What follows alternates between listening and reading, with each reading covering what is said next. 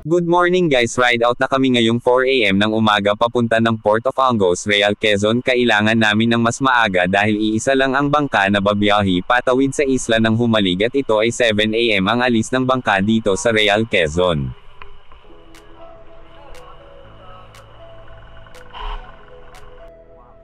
Dumating na nga kami dito sa Port of Angus, Real Quezon. Nagtanong na nga kami kung saan kami sasakay patungo sa Humalig at dun daw sa dulo at tinanong na din namin kung saan ang kuha ng tiket at kung saan magbabayad para makakuha na kami ng tiket.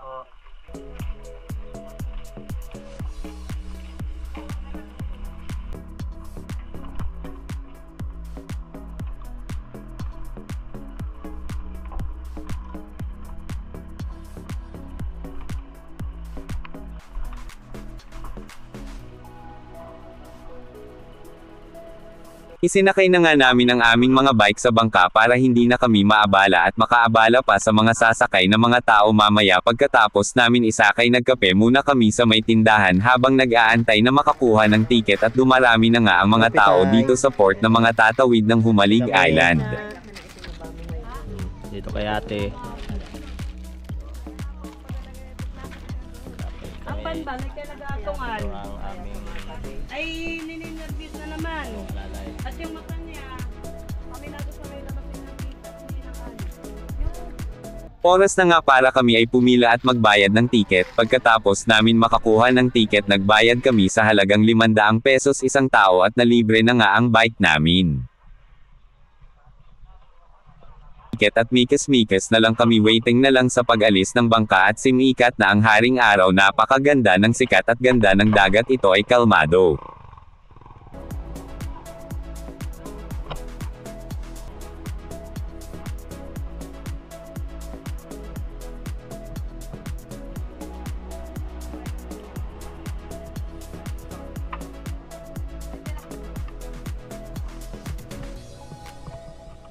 Oras na para inspeksyonin na ng Coast Guard ang bangka at ang mga tao kung nakasuot ng safety seatbelt at kung overload ang cargo ng bangka. Pag nagbigay na sila ng go signal na okay. Oras na para maglayag kami sa karagatan patungo sa Humalig Island.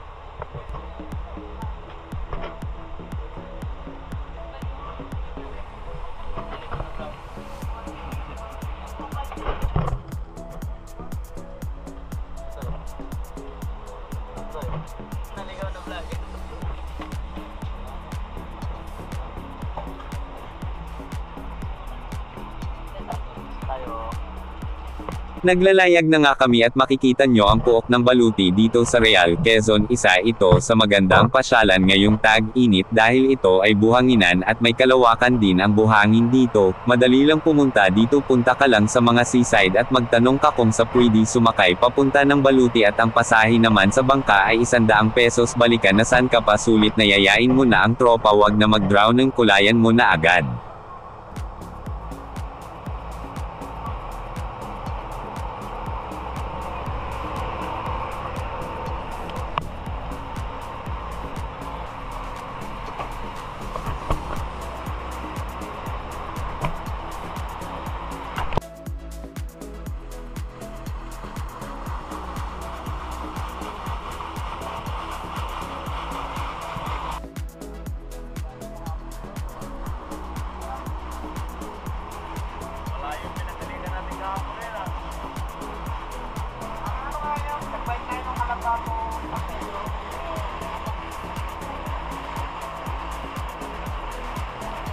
Nakarating na nga kami dito sa isla ng Humalig ng safe at kalmado. Inabot ng 4 hours mahigit ang biyahe ng bangka, kaya naman ako ay nahilo. Makikita mo sa tabi dito sa port ng Humalig ang ganda ng dalampasigan, talaga naman mapapawaw ka sa ganda ng isla. Kulay puti agad na buhangi ang sasalubong sayo.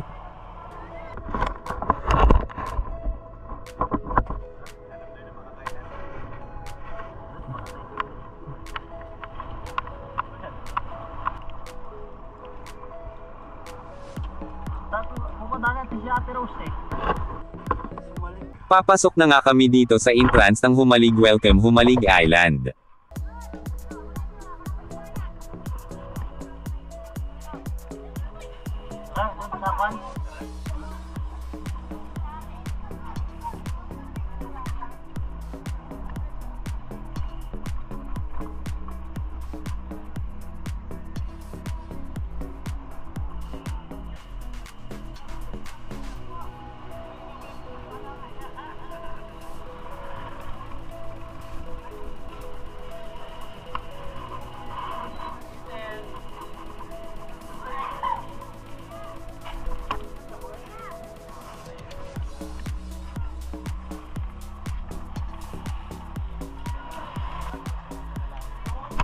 At pagdating mo dito sa may dulo dito ka magbabayad ng environment fee na halagang 170 pesos isang tao at tatanungin ka kung saan resort ka naka-booking.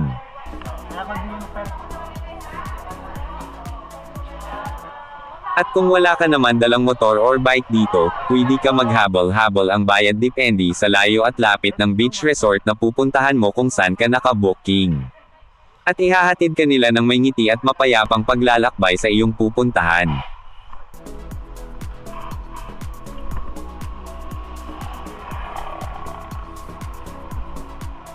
Padyak na nga kami patungo sa Boracay Beach Resort kung saan kami naka-booking at ang dalawa kong pinsan naman ay naghabol-habol dahil nga wala sila dalang bike or motor kaya habol-habol na ang kanilang sinakyan at ang pamasahe man ay 80 pesos at sulit naman sa ganda ng lugar at daan dito.